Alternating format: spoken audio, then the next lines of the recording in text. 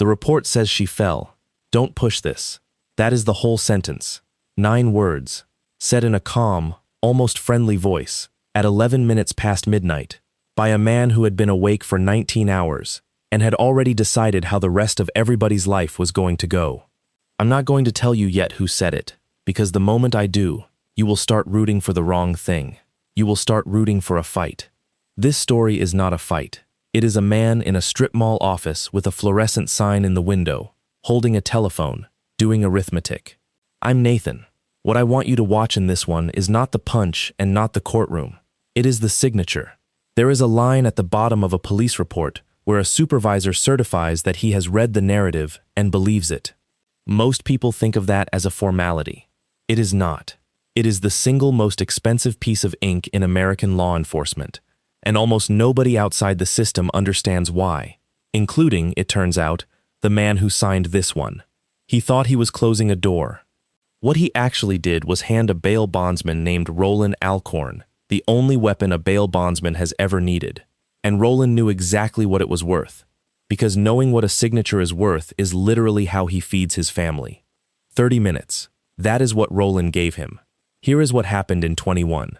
There is a particular kind of business that exists only because of other people's worst nights, and Rollin Alcorn had been running one of them for 19 years out of a storefront on Bayard Street in Loxley Mills, Indiana, between a nail salon and a place that cashed checks and sold phone cards.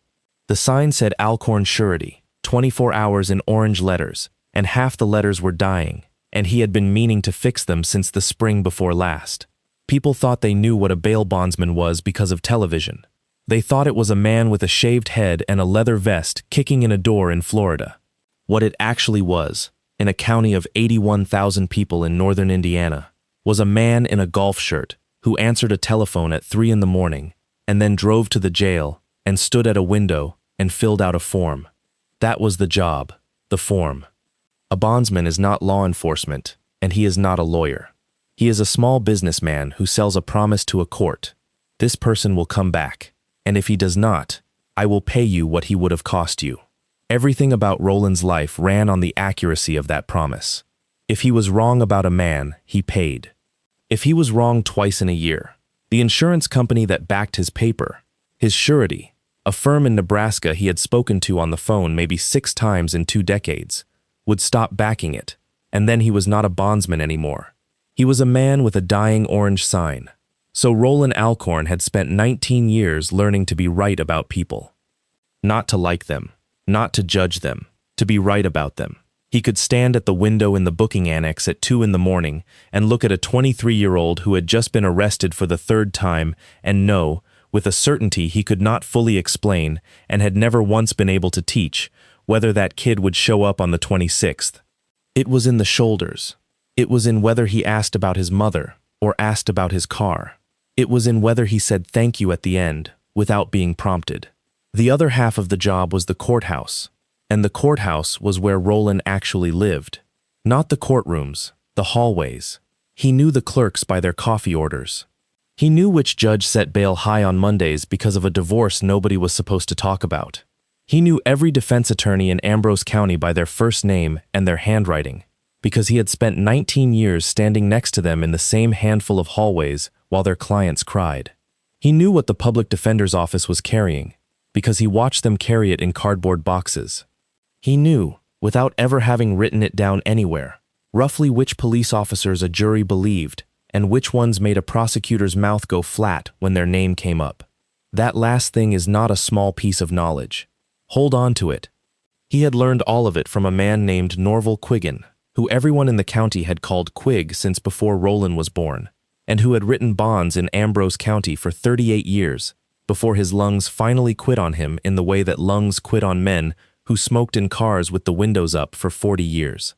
Quig was 61 and looked 75 and was down to about 7 good minutes of standing at a time, and he still came into the Bayard Street office most weekdays and sat in the chair by the window and told Rollin he was doing it wrong.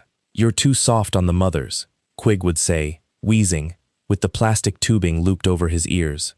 "A mother will lie to you about her own son and cry while she does it, and mean every word of it. You gotta love 'em and not believe 'em. That's a terrible thing to say. It's the whole trade, Rollin. Rollin's wife, Arlene, ran the paper side of the business, which was most of the business. She was 44. She had grown up 2 counties over, in a town that no longer had a grocery store, and she had a filing system that a federal auditor had once described, out loud, as aggressive. She and Rollin had been married for 19 years, the same 19, and they had 1 daughter. Hannah Alcorn was 16. She played clarinet in the Loxley Mills High School band, 3rd chair, and was privately furious about being 3rd chair. She worked Fridays and Saturdays at the Dairy Cream, out on Route 9, the seasonal one with the walk-up window and the picnic tables and the bug zapper that everyone complained about and nobody ever unplugged. She was not a dramatic kid. She was the kind of 16-year-old who noticed when the toilet paper was low and replaced it without announcing that she had done so, which her father considered evidence of a functioning moral universe. She had her father's flat, unimpressed way of looking at a person who was lying to her, and it had gotten her in trouble with 2 teachers and 1 boyfriend, and Rollin had never once told her to stop doing it. On the other side of Loxley Mills, the side with the trees, the side where the streets were named after birds instead of numbered, there was a family named Halloran. Kenton Halloran was 51 years old, and he was a captain, which in a department of 63 sworn officers meant he was the 2nd most important man in the building, and functionally the 1st, because the chief, Horace Caskey, was 68 and had spent the last stretch of his career very carefully not being in the room when anything happened. Halloran commanded patrol. He set the schedule, he approved the reports, he decided who got the good cars and who got midnights in February, and he had built, over a quarter of a century, the kind of authority that does not appear on any organizational chart and cannot be removed by one. He was, to be fair to him, good at parts of it. He had personally reorganized the department's response to overdose calls in a way that had, by any honest measure, saved lives. He spoke at the high school. He was on the board of the food pantry. When the mill on the north side closed and took 380 jobs with it, Kenton Halloran was the one who stood up at the town meeting and said, out loud, that the police department was going to have to change what it did. Because a county that loses its work does not need more arrests, it needs somebody to answer the phone. People still talked about that speech. He also had a son. Talon Halloran was 19. He had been, at 15, genuinely good at hockey. Good enough that a scout from a junior program in Michigan had come to a rink in Elkhart twice in one winter to watch him. And good enough that everybody in Loxley Mills had decided, collectively and without discussion, that Talon Halloran was going to be the thing the town got to point at. He went to the junior program at 17. He came home at 17 and a half. Nobody was ever told why, and the couple of people who knew did not say. And after a while, the town settled on a story about an injury, because a town would always rather have an injury than a reason. At home, he had a truck, an allowance that was not called an allowance, and a mother named Bonita, who had spent 20 years being the most gracious woman in any room she entered, and who had, somewhere in the last stretch of those years, started drinking a specific amount of white wine at a specific time every afternoon. And Talon had a history. The first came at 16, a fight outside a gas station in which a boy named Duffy lost a tooth. It was resolved. The second came at 17, before Michigan. A girl at a party said something to a school counselor, and then, 8 days later, said she had been confused. The last one was 2 years ago, and it had a name. Elke Vasek was 17 at the time. She spent 13 days in the hospital in South Bend with an orbital floor fracture, which is a break in the thin shelf of bone that holds your eye where your eye goes. The report said she fell down a set of basement stairs at a party on Wren Street. Rollin Alcorn remembered it clearly, and he remembered it for a reason that had nothing to do with Elke. He remembered it because a 19-year-old named Marcus something, Rollin could see his face and had lost the name, had been charged with furnishing alcohol to minors out of that same party, and Rollin had written his bond, and the kid had sat in the plastic chair in the Bayard Street office at 4 in the morning and said, to nobody, to the wall, I wasn't even downstairs. Elke's father, Stanford Vasek, ran a small engine repair shop out past the fairgrounds. 11 weeks after his daughter came home from the hospital, he sold the shop, the house, and a boat, and moved the family to a town outside Tucson. People said it was the Winters. That was the county. That was the arrangement. Nobody had ever written it down or voted on it. It simply was, the way weather is, and everyone in Loxley Mills had gotten very good at not describing it out loud, because describing a thing out loud is the first step in being expected to do something about it. Rollin Alcorn had lived inside that arrangement for 19 years. He had profited from it, in the small way a bondsman profits from anything. He had never once challenged it, because challenging it had never been his business, and because, and this is the part he would think about later, at 4 in the morning, for months, because it had never come to his house. It came to his house on a Friday in the second week of September, at 20 to 10 at night, in the gravel lot behind the Dairy Cream. The Dairy Cream closed at 9. Closing took about 35 minutes if 2 people did it, and about an hour if 1 did. And Hannah Alcorn had been doing it with Rena Delgadillo all summer, which meant they had it down to a kind of choreography. Rena broke down the soft serve machine, Hannah did the money and the walk-in, and then they both went out the back and stood in the gravel for a while talking about nothing before they got in Rena's mother's Corolla. That night there was a pickup truck parked across the back of the lot, at an angle, blocking the Corolla in. 3 boys were sitting on the tailgate.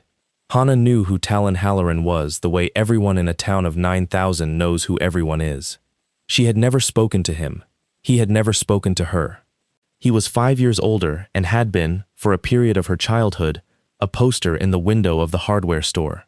What she said, when she came out and saw the truck, was, "Hey, can you move? We're blocked." What he said, according to Rena Delgadillo, according to the statement she gave that night to a patrol officer standing in the gravel with a flashlight, was, "Say please."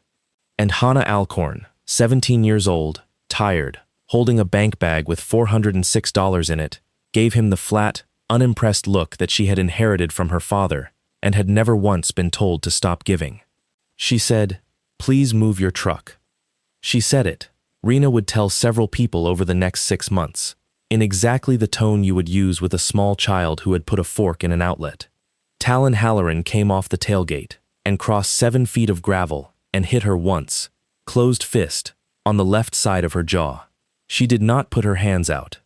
And there was no time. Her head went one way, her body went the other, and the right side of her face came down on the concrete curb that separated the gravel from the grass strip along the fence. Rena screamed. One of the boys said, "Oh, oh, oh, no," in a rising voice. The other one said, "We gotta go, we gotta go, we gotta go." The truck was gone in under a minute. The bank bag was still on the gravel at 11 the next morning, when a deputy picked it up and put it in an evidence envelope, with all $406 in it, which Rollin would later think was the single most damning fact in the entire case, and which no one ever mentioned again.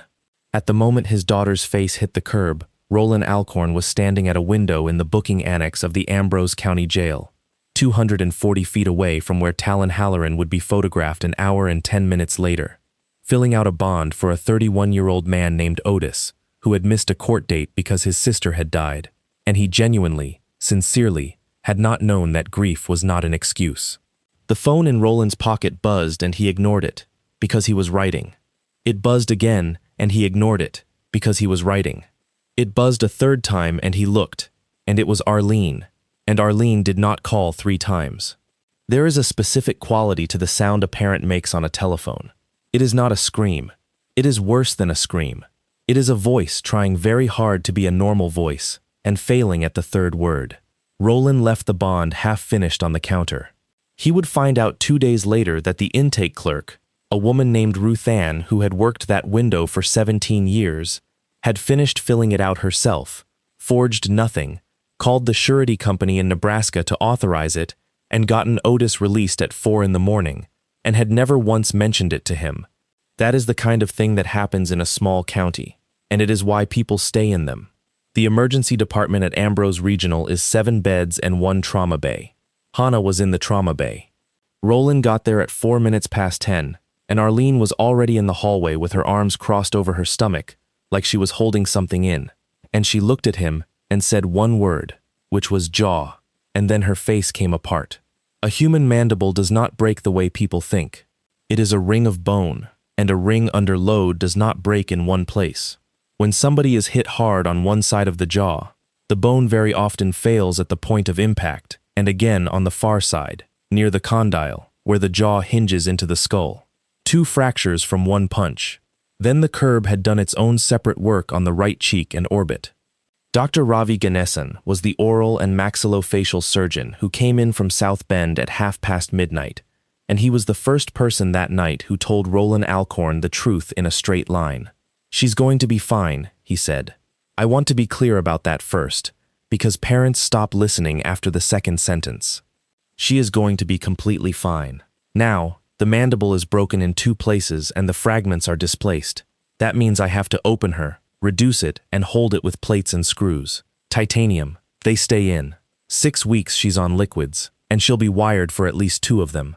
And her cheek? The zygoma's cracked, but it's stable. I won't touch it, Mr. Alcorn."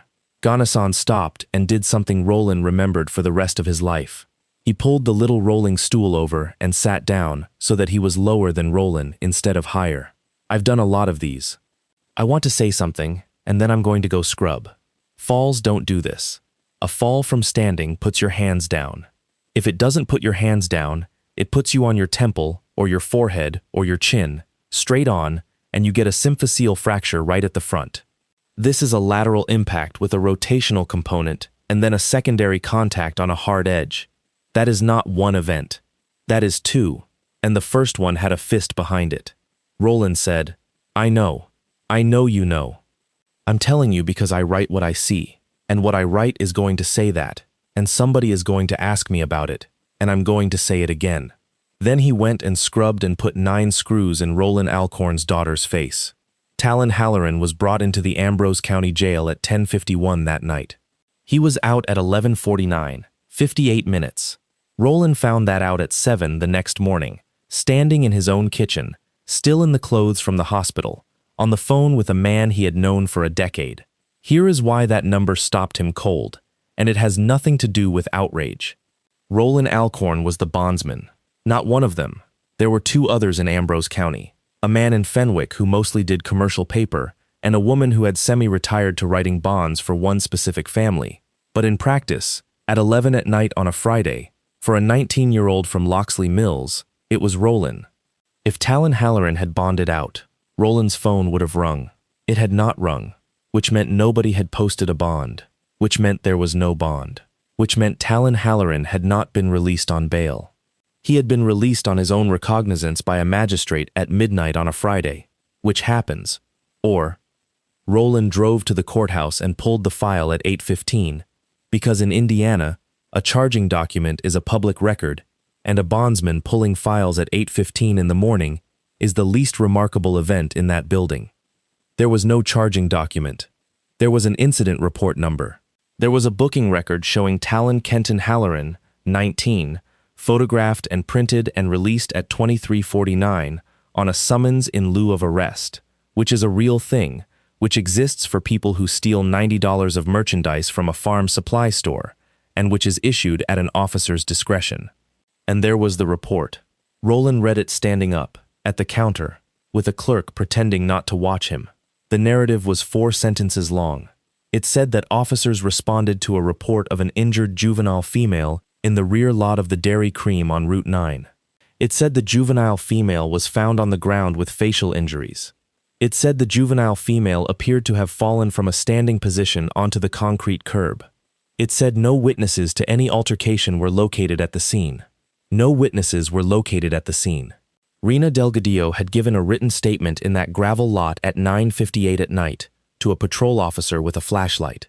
She had spelled her name. She had spelled Talon Halloran's name. She had written down the color of the truck.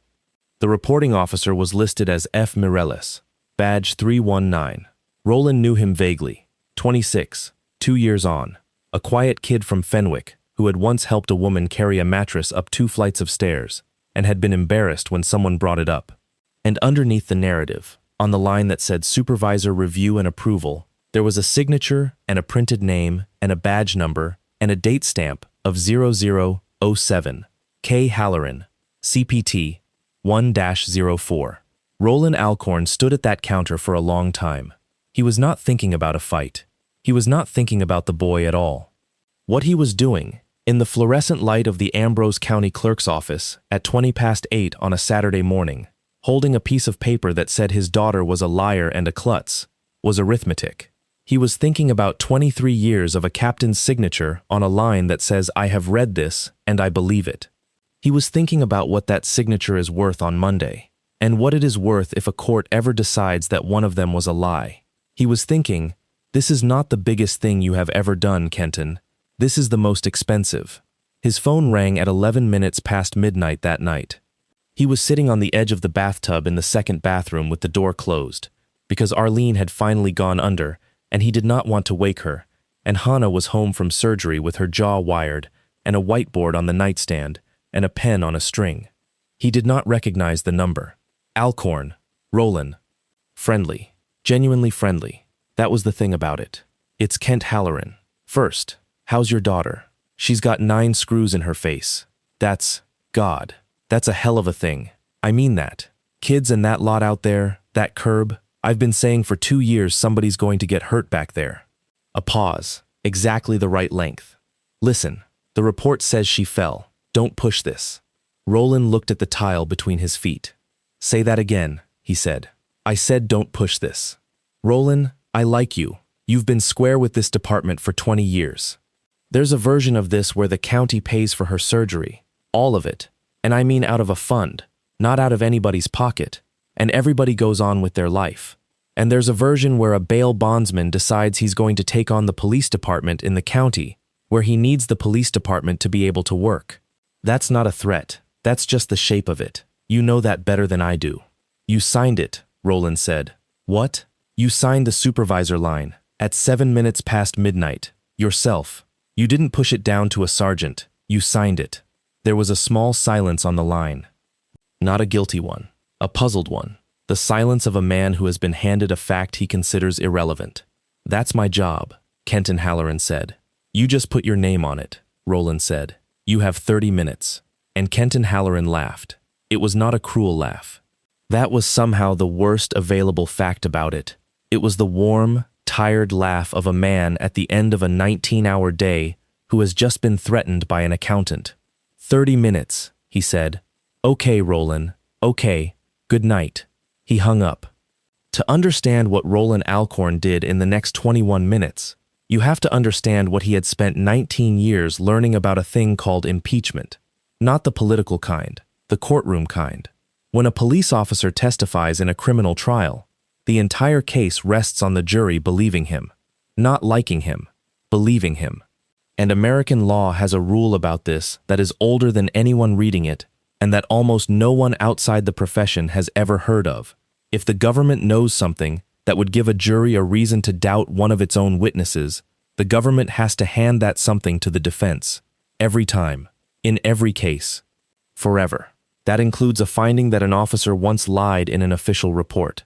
Rollin had watched what that does to a man exactly once, 7 years earlier, in a different county, to a detective named, he never forgot this one, Purvis. Purvis had shaded a probable cause affidavit on a car stop. It was not even a big shading. A prosecutor found it, and Purvis went onto a list that the county attorney's office maintained, and from that day forward, every defense attorney in 5 counties who had a client that Purvis had ever touched received 1 sheet of paper in the mail saying so. Purvis did not go to prison. Purvis did something worse. He became useless. He could not testify. An officer who cannot testify cannot make an arrest that sticks. He was moved to the property room, and then to the records annex, and then, quietly, at 43, out. That was 1 detective, on 1 car stop. Kenton Halloran was a patrol captain with 23 years. He had testified in hundreds of cases. He had supervised and approved thousands of reports. And Rollin knew, not from a notebook, not from a hidden file, but from 19 years of standing in those same hallways. Roughly how many people were currently sitting in the Ambrose County Jail, or in Westville, or on probation with a suspended sentence hanging over them, because of a case that had Kenton Halloran's name on it somewhere. He did not need to look it up. He also did not have to. Every one of those cases was a public record sitting in a building 7 blocks from his house, and the people who most wanted to read them had been trying to get somebody to care for years. Rollin came out of the bathroom at 14 minutes past midnight. Arlene was awake after all, sitting up in the dark. Was that him? That was him. What did he say? Rollin sat down on the end of the bed with his phone in his hand. He said the report says she fell, he said, and he told me not to push it. And Arlene, he was nice about it. He asked how she was and he meant it. That's what I can't. He stopped. He signed it himself. At 7 minutes after midnight, he signed the supervisor line himself, instead of letting a sergeant do it, because he wanted to make sure it got done right. So he's covering for his son. He's not covering for his son. Rollin turned the phone over in his hands. Arlene, he did this for the third time. This is a man who has a system, and the system works because everybody in this county has agreed, for years, that his signature means something. He looked up. So the question isn't whether he lied. The question is what happens to every single thing he has ever signed. The second one human being with standing says out loud that this one is a lie. Arlene was quiet for a moment. How many things has he signed? 23 years worth. Rollin, I know. Can you actually do that? And here is the honest answer. And it is the reason this story is worth 40 minutes of your life. No. Rollin Alcorn could not do that. A bail bondsman has no power. He cannot file a motion. He cannot open an investigation. He has no badge, no bar card, no subpoena. If Rollin Alcorn had walked into the prosecutor's office on Monday morning and said the captain lied about my daughter, he would have been given a cup of coffee and a very sympathetic 40 minutes and absolutely nothing else, and everybody involved would have gone home feeling fine about it. What Rollin Alcorn had was a phone and the first names of every defense attorney in Ambrose County, and 19 years of never once having wasted a single one of their evenings. He started calling at 17 minutes past midnight. The first call was to Frida Brambilla, and she picked up on the second ring, because Frida Brambilla was 48 years old, had 2 kids and a solo practice, and had answered her phone at midnight every night for 11 years the way a surgeon does. Somebody's in jail, she said, instead of hello. Nobody's in jail. Frida, do you still have Dewey Strayhorn? A pause. He heard her sit up. Rollin, it is midnight. I know what time it is. Dewey Strayhorn is doing 12 years in Westville. I filed his last post-conviction 2 years ago and got told to go away. Why are you saying his name to me at midnight? Who supervised that case? What? The report. Who signed the supervisor line on the report? There was the sound of a woman with 2 kids and a solo practice getting out of bed and walking somewhere she could talk. Halloran, she said. Kent Halloran signed everything in this county for 20 years. Rollin, what is this? So Rollin told her, in 4 sentences, the way he would have described a bond. My daughter's jaw is in 2 pieces, and there are 9 screws in it. There is a report that says she fell from standing. There is a named witness who gave a written statement at the scene, and the report says no witnesses were located. And the supervisor line at the bottom says K. Halloran, Captain, Badge 104, time-stamped 7 minutes past midnight. The silence on the other end of that phone went on for a very long time. Then Frida Brambilla said, in a completely different voice, Do you have the report? I have the report. Frida, I'm not asking you to do anything for me. I want to be extremely clear about that, because I know what you're about to think. I am not a client. My daughter is not your client. I am calling you because you have a man in Westville. You are calling me, Frida said slowly, because you know exactly what this is. I've been standing in that hallway for 19 years. Yes, you have, she said. Send it to me, right now. And Rollin, who else are you calling? Everybody. He called the public defender's office next and left a message on the general line, and then he called Kelvin Mullinax at home, who was the chief public defender and who swore at him for 40 seconds and then went silent for 90, and then said, Send it, in a voice that Rollin had never heard him use. He called a lawyer in Fenwick. He called a lawyer in South Bend who had 2 Ambrose County appeals pending. He called a man he had known for 15 years who did nothing but drunk driving cases and who had, at one point or another, cross-examined Kenton Halloran 11 separate times and lost every single one. And at 11 minutes past 12:30 in the morning, he made the call that actually mattered, and it was the only one he had to think about first. Ambrose County had a conviction integrity unit. It had been created 5 years earlier, after a different scandal in a different department, by a prosecutor who wanted a headline and then immediately lost interest. It consisted of one attorney and one paralegal in a room on the second floor of the annex that had previously been a break room, and in 5 years it had reviewed 19 cases and reversed none, and everyone in the courthouse made jokes about it. The attorney was named Doretha Okpara. She was 36. She had taken the job because it was the only one offered to her in the state after she had done something principled and career-ending in Indianapolis, and she had spent 5 years being handed nothing. Rollin did not have her cell number. He had her office extension, and he called it, and he left a voicemail that was 51 seconds long, and the entire content of it was this. Ms. Okpara, this is Rollin Alcorn. I'm a bail bondsman here in town. You don't know me. I'm going to email you 3 documents, and I'm not going to say a word about what they mean, because you'll see it faster than I can say it. 1 is a police report from tonight. 2 is an operative note from Ambrose Regional. 3 is a witness statement that was taken in the same parking lot as the report, by the same officer, an hour before he wrote it. Look at the supervisor line on the report, and then look at the last sentence of the narrative. That's all. I'm not asking you for anything for me or for my daughter. I know what you can and can't do. Thank you for your time. He did not accuse anyone of anything. He did not use the word lie. He did not tell her who the boy's father was.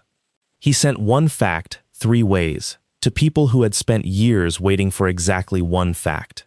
That is the entire mechanism of this story, and it is worth saying plainly, because people expect revenge to be loud. There was no hidden evidence. There was no long game. There was no notebook under a floorboard. There was a captain's signature on a document that contradicted, in writing, another document created by the same officer 60 minutes earlier, and a man who understood, better than the captain did, that a reputation like Kenton Halloran's is not a fortress. It is a load of glass. It does not have to be attacked. It only has to be touched by one true thing at the correct angle. At 12:52 in the morning, 21 minutes after he had put down the phone with Kenton Halloran, though Rollin would not do that particular arithmetic until much later, his phone rang again. A number in South Bend. Alcorn. Who the hell are you? The voice was awake in the way a lawyer is awake. Not startled. Working. I'm sorry? My name is Carlton Basque. I'm general counsel to Lodge 9, which represents the sworn officers of the Loxley Mills Police Department and about 2,000 other people in this part of the state. In the last 19 minutes, I have received calls from 5 separate defense attorneys and a text message from a sitting judge's law clerk. So I'm going to ask you again, politely, who the hell are you? Rollin Alcorn sat on the edge of his bathtub for the second time that night. I write bail bonds on Bayard Street, he said. That's it? That's it. Mr. Alcorn, Basque exhaled. We'll agree to all of it. Whatever it is, charges, restitution, the surgeries, a written apology, the boy pleads to whatever your prosecutor wants him to plead to. I will personally sit in a room and make that happen before 8 o'clock Monday morning. Just stop what you started. And Rollin, who had not slept, whose daughter was upstairs with her jaw wired shut and a pen on a string, said the sentence that decided the next 14 months of everyone's life. He said, Mr. Basque, I don't think you understand. I didn't start anything. I sent 3 pieces of paper to 4 people. It's not mine anymore. He was telling the truth, and that was the part nobody on the other side ever managed to believe. By Tuesday, Frida Brambilla had filed a petition in Dewey Strayhorn's case. By Thursday, there were 6. By the end of the following week, there were 31, and they were not coordinated, and that was what made them unstoppable. 31 separate attorneys with 31 separate clients, each of whom had independently arrived at the same 3-page attachment, filing in 5 different courtrooms in front of 5 different judges, none of whom could dismiss the thing as a stunt because it was arriving from too many directions at once. Doretha Okpara did not call Rollin back. She did something better. On the following Wednesday, at 9 in the morning, she walked down 1 flight of stairs and into the office of the elected prosecutor of Ambrose County and put a single sheet of paper on his desk. And the sheet of paper was a draft of a letter, and the letter was addressed to every criminal defense attorney of record in the county. And it began, pursuant to our continuing obligations under Brady v. Maryland and Giglio v. United States, this office is required to disclose the following. She did not have the authority to send it. She had the authority to draft it.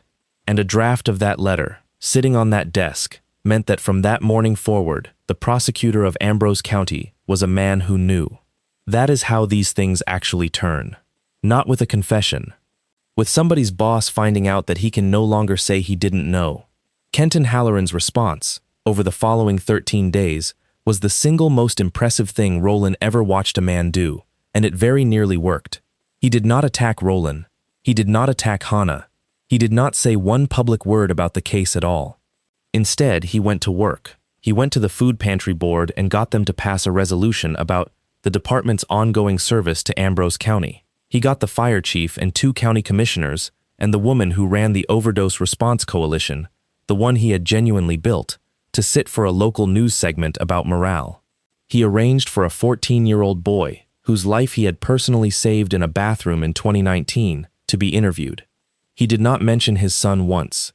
He simply stood, for 13 days, in the middle of a town, and let everyone look at the 23 years.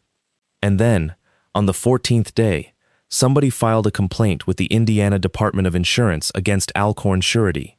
Bail bondsmen in Indiana are licensed and regulated by the Department of Insurance because a bail bond is a surety product, and a surety product is insurance. The complaint was anonymous. It alleged that Rollin Alcorn had, on multiple occasions over a period of years, solicited business directly from detainees inside the Ambrose County Jail, which is illegal, which is a serious violation, and which is the single most common accusation made against bondsmen because it is the single hardest thing in the world to disprove. The department suspended his license pending review. Rollin found out at 11 in the morning on a Tuesday, from an email. I want you to sit with what that meant, because this is the moment where a lot of men lose. A bondsman with a suspended license is not a bondsman. He cannot write. His existing bonds are administered by his surety, which means his income stops in 1 day, not 30. Arlene ran the numbers on the kitchen table that night, and they had, between the business account and the household account, and a certificate of deposit that had been Hannah's college fund since she was 2, about 7 months. And Hannah's surgery had cost $38,000, and the insurance had covered some of it. And the second procedure, the one where Dr. Ganasan would go back in to release the wiring and check the hardware, had not happened yet. They didn't do it to hurt us, Rollin said, staring at the table. They did it because in 5 months, when this thing gets to a hearing, somebody is going to stand up and say, and who exactly brought this to the court's attention? An unlicensed bondsman with a pending regulatory action. That's all this is. It's a paragraph in a brief. It's our house, Arlene said. Yeah, Rollin said. It's that too. 2 things saved it, and neither one was clever. The first was Norval Quiggin. Quigg came into the Bayard Street office on the Thursday, which was not one of his 3 days, in a shirt with a collar, which nobody had seen in 6 years. He sat down in the chair by the window with the tubing looped over his ears, and he waited until Rollin got off the phone, and then he said, "Where's the investigator?" "South Bend. He's coming Monday. Give me his number." "Quigg, Rollin." The old man put a hand flat on the desk. It took him a moment to get the next sentence out, because sentences cost him something now. 38 years. I trained you. I trained the woman in Fenwick. I trained 2 of the 3 in Elkhart County, and 1 in Marshall. In 38 years I have never filed a complaint about another bondsman. Not one. Not when I had cause. He breathed. I'm going to file one now. Not about you. About the complaint. You can't file a complaint about a complaint. You can file a statement, Quigg said, about a pattern. And I'd like to see the man who tells a dying old bondsman that his statement about this trade doesn't count. What Quigg gave the Department of Insurance investigator on the following Monday was 11 pages of testimony, dictated, about how solicitation complaints get used in Indiana counties, who files them, when they get filed, and what has historically been happening in the county at the time. It was not evidence about Rollin. It was context, from the only living person in the state with the standing to provide it, the investigator, a careful woman named Catherine Nystrom who had been doing this for 19 years and had never once been thanked for it, read it twice. The second thing that saved it was a 26-year-old patrol officer from Fenwick. Fenton Mireles had written 4 sentences on a Friday night. He had written them at 11:40 at night, at a desk, 20 minutes after a captain, 2 ranks above him, the man who wrote his schedule and had once taken him aside in a parking lot and told him he was going to be somebody in this department, had said, standing behind him with a hand on the back of his chair. "Keep it clean, Fenton. Nobody saw anything." Mireles had a written witness statement in his pocket while he typed it. He put it in the case file anyway, because he could not bring himself not to. And that single act of half-courage is the hinge the entire county turned on. It is also why he could not sleep for 2 months. He did not come forward heroically. He came forward badly.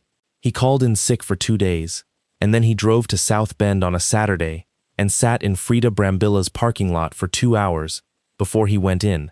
And when he did go in, he threw up in her wastebasket, and then he gave a supplemental report and a sworn statement and put his badge on her desk, and she pushed it back across at him and said, "Don't you dare.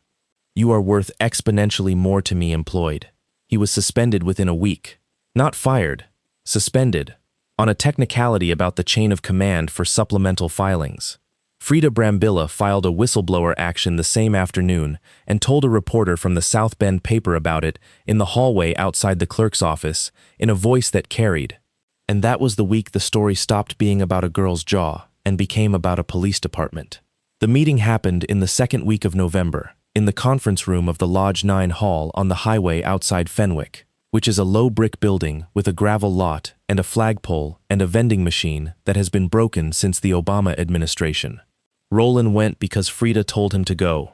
Not to negotiate, she said. There's nothing to negotiate anymore, and they know it.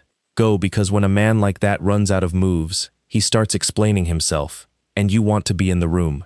There were 6 people at that table. Carlton Basque and a junior associate from his firm, a woman in her 20s named Maja Duhamel, who had a legal pad and did not speak once for 90 minutes.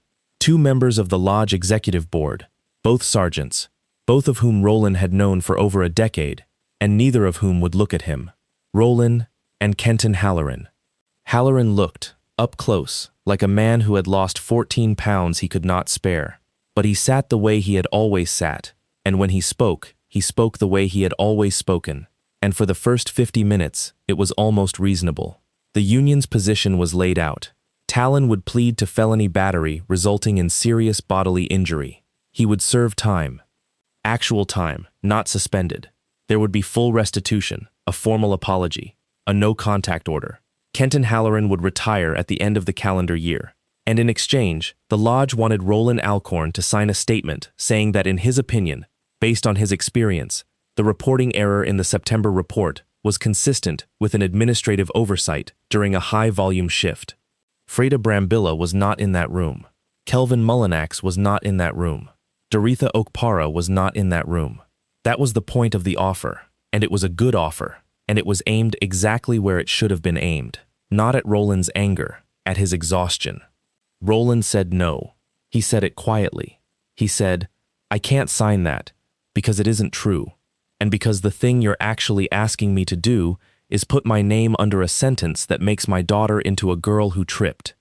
And then he said the thing he had been carrying for 2 months. "You want to know what I want? I don't want your son. I don't care about your son. I want the report withdrawn, in writing, on the record, in open court, by the man who signed it." The room was quiet. And then Kenton Halloran, who had spent a working lifetime being the most careful man in Ambrose County, made the only real mistake of his professional life. And he made it because he had just heard something that sounded to him like a small ask, and because a small ask from a cornered man sounds, to a man who has never lost, exactly like winning. He leaned back in the chair. He put one hand flat on the table, and he explained himself. "You know what I've been doing since that boy was 15, he said. "Cleaning up. That's it. That's the whole job at home. I have cleaned up after him for 5 years, and I'll tell you something, Rollin, I never once did it for him. I did it for her." He tipped his head vaguely toward the window, meaning his wife, meaning the house on the street named after a bird. "You take that boy off the board, and Bonita doesn't survive it. That's not a figure of speech. So yes, I signed it. I signed the Vasek one too, and I'd sign it again, and every man at this table would do exactly the same thing for their own, and if any one of you says otherwise, you're a liar." He looked around the table. He was not ashamed. He was, if anything, warm. He was a man appealing to a jury of his peers, who he was absolutely certain were his peers. Nobody said anything. The junior associate, Maja Duhamel, kept writing, and Carlton Basque, who was 59 years old and had represented police officers for 31 years and had believed, in the way you have to believe to do that job, that he was defending due process rather than defending men. Carlton Basque put the cap back on his pen. "Captain," he said, "I'd like to stop the meeting. We're fine. We're not fine. Captain Halloran, as of this moment I have a conflict, and this lodge is going to need to retain separate counsel for you individually." He stood up. He gathered his legal pad. He said, to the two sergeants, in a voice that did not go up at all, "Do not say anything else in this room today." And then he walked out to the gravel lot and stood by his car for 11 minutes before he was able to drive. Nobody in that room was recording anything. There were simply 5 other people in it. 2 months later, when Doretha Okpara, who by then had 5 attorneys, a paralegal, and the full attention of an elected prosecutor, whose own name was now on the line, issued subpoenas, she did not subpoena a tape. She subpoenaed 5 human beings who had heard a police captain say, "I signed the Vasek one too, and I'd sign it again." In a room with a flag in it, and 4 of them testified, and the 5th was Kenton Halloran. The Vasek case is the one that finished him. Elka Vasek was 19 by then, living outside Tucson, working the front desk of a physical therapy clinic, and taking 2 classes at a community college. She had a titanium mesh implant under her right eye and a slight, permanent asymmetry that nobody noticed and that she saw every morning. She flew back on her own money. Her father did not want her to. Stanford Vasek had sold a shop and a house and a boat and moved his family 2,000 miles to make a thing be over, and he sat in the kitchen of a rented condominium in Arizona and told his daughter that these people do not lose and you will only get hurt again. And he was not being weak. He was being a father who had already measured the cost of this exact fight once. Elke went anyway. What she said, in a deposition in February, was 1 paragraph long, and the part that mattered was this. She had never fallen down any stairs. She had told the responding officer that at the time, and 11 days later, a woman she had never met had come to her mother's kitchen with a check and a piece of paper and told her that signing it meant the whole thing would stop.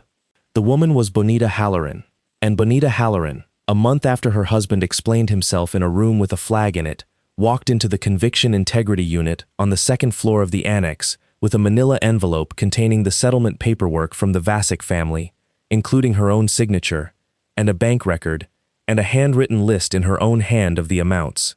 She did not do it out of conscience. Let's be honest about this, because it is the most human fact in the story. She did it because 8 days earlier, in the kitchen of the house on the street named after a bird, her 19-year-old son had grabbed her by the upper arm hard enough to leave a mark she had to explain to a hygienist, and had told her to shut her mouth about his father.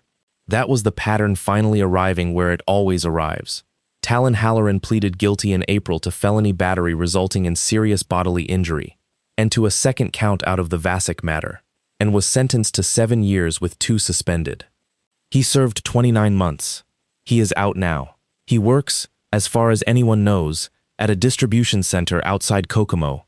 Kenton Halloran was decertified by the Indiana Law Enforcement Training Board, which means he cannot be a police officer in that state again, ever.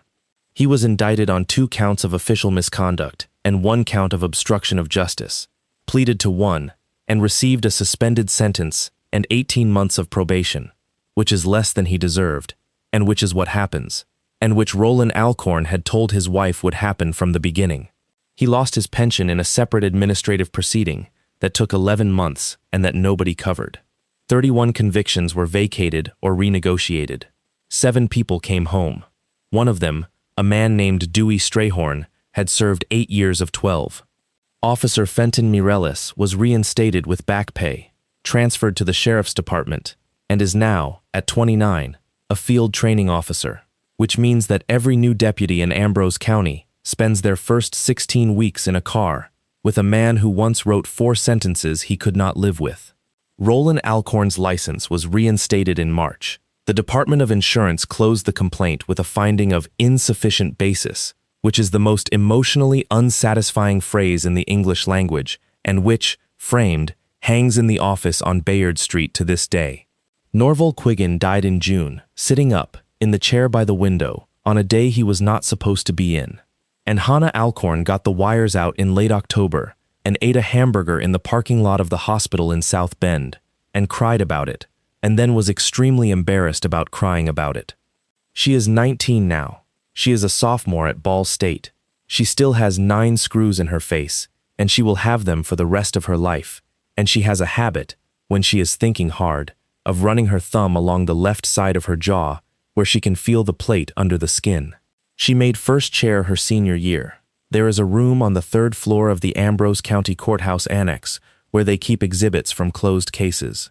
It is climate-controlled, badly, and it smells like paper and dust and the particular chemical sweetness of old toner. In a banker's box on the 4th shelf of the 7th row there is a folder, and in that folder there is 1 page. It is a photocopy of an incident report from a Friday night in September. 4 sentences of narrative. A witness line that says none were located. A supervisor approval line, time-stamped 7 minutes past midnight, with a signature on it. It has an exhibit sticker in the corner. It was entered, referenced, and never read aloud in full in any courtroom, because by the time the hearings happened, everybody in the building already knew what it said. The last human being to touch that page was a 23-year-old clerk named Verda Renshaw, who put the folder in the box and the box on the shelf on a Thursday afternoon in July, and who did not open it, and who has no idea whatsoever that the piece of paper she was holding took a police department apart. I told you at the start not to root for a fight, and now you know why. Nobody beat Kenton Halloran. A bail bondsman sent 3 attachments to 4 email addresses at midnight, and then went upstairs and sat on the floor outside his daughter's room until the sun came up. Everything after that was other people, doing jobs they were already supposed to be doing. Once one true thing made it impossible for them to keep not doing them. But the part I actually want to leave you with is the conference room. He had already lost by then. 31 petitions were filed. The prosecutor had a draft letter on his desk. His son's plea was being negotiated. And in that room, at that table, Kenton Halloran believed he was winning, because a cornered father across from him had just asked for a piece of paper instead of a pound of flesh, and to a man who has never lost, a small ask sounds like surrender. So he relaxed, and he told 5 people that he had done it before, and that he would do it again, and that they were all the same as him. Watch for that. Not in police captains. In anybody. People do not confess when you corner them. Cornered, they get careful. Cornered, they say nothing. And cornered is where most of us aim, and it is the wrong place to aim. People confess in the 90 seconds after they think it's over, when they finally feel safe enough to be understood. They don't want to get away with it. They want to be agreed with. That is the appetite that ends them. Kenton Halloran did not get taken down by a bondsman, or a witness, or a signature. He got taken down by wanting somebody at that table to nod. I'm Nathan.